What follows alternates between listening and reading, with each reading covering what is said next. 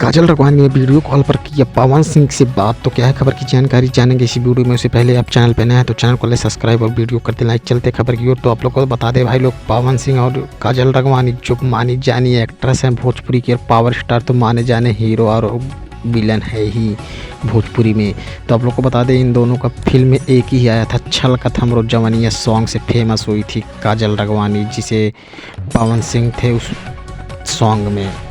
तो आप लोग को बता दें हाल ही में इंस्टाग्राम पे दोनों जुड़े थे लाइव में, और उसी दौरान काजल राघवानी ने पावर स्टार को ऐसी बात कह दी कि जिसे पावर स्टार सुनकर हंसी अपनी रोक न पाए और बोले क्या बात है, आज भी मैं आपके दिल में बसता हूँ। तो आप लोग को बता दें काजल राघवानी ने कह दिया पावर स्टार को आई लव यू, तो पावर स्टार ने भी कह दिया आई लव यू टू। तो आप लोग को बस बता दें इन दोनों के बीच में कोई लव मैरिज नहीं है, बस ऐसे ही इन लोग ने जैसे आई लव यू और आई लव यू टू कह दिया, बस एक दोस्ती के नाते।